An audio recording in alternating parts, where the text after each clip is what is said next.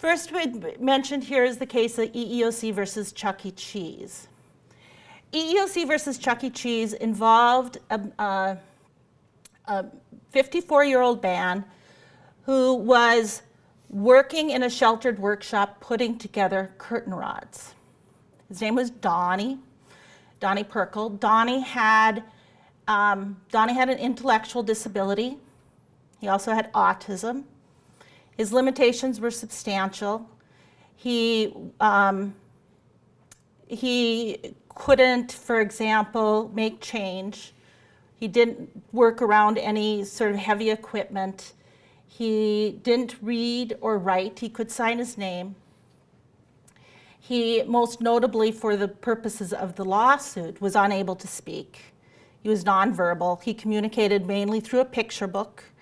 When he wanted to indicate that he was in agreement with something or happy about something, he'd point to a smiley face. When he wanted to show he disagreed with something, he'd point to a frowny face.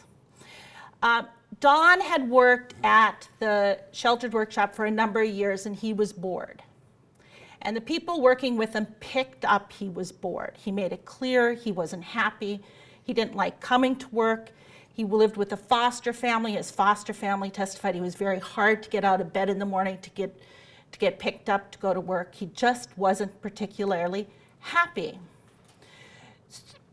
It was recognized by the people that worked with him, by his family, and by Don himself that he would really like to work in a supported environment, in a competitive job.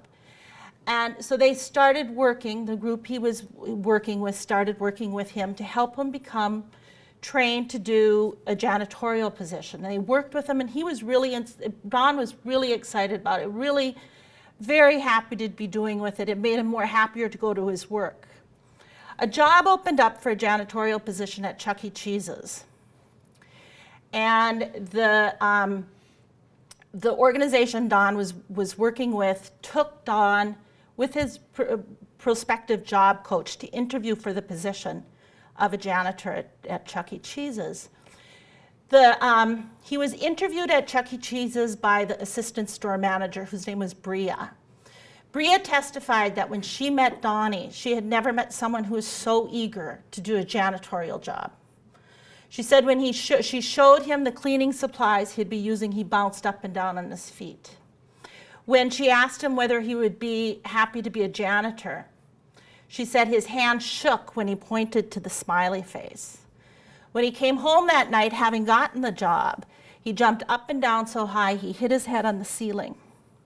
He had never had a job with a uniform. He had a uniform and a cap, and he put it on and he modeled it for his family.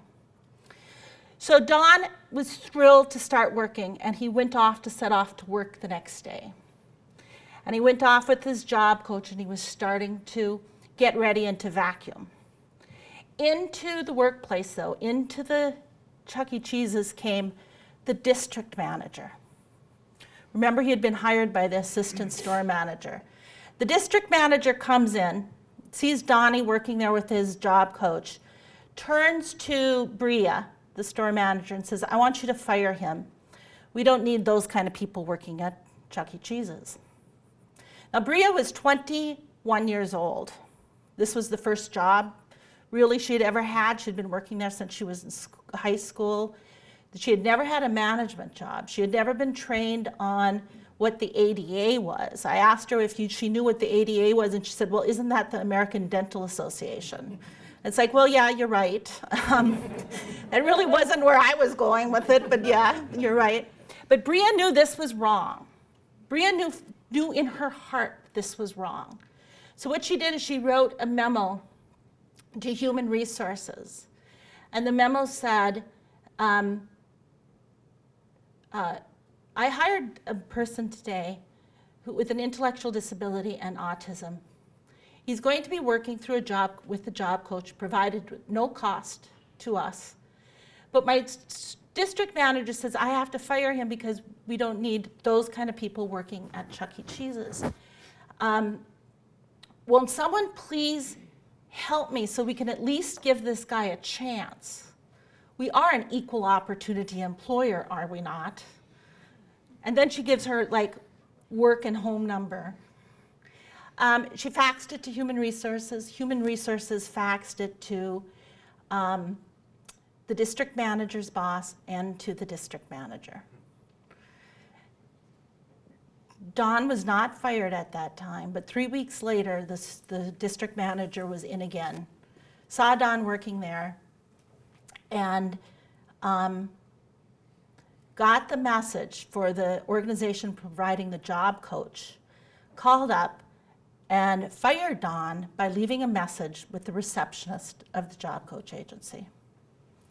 The EEOC took the case to trial. The trial, incidentally, was in Madison, Wisconsin. We took the case to trial, and during the trial, an issue came up as to whether or not Dawn had experienced substantial emotional distress. We put on testimony of his foster mom, who talked about how excited he had been to get the job, and then about how it was after he didn't, when he stopped shaving, and he stopped changing his shirt, and he stopped getting up for work, and where he had refused to get out of his van because he didn't want to show his face. Now he stopped arranging for dates with his girlfriend, and he stopped playing games, and how basically he shut down.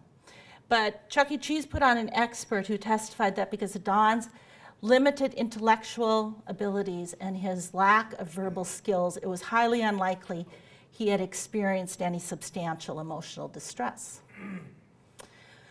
The jury returned a verdict for the EEOC on Dawn's behalf of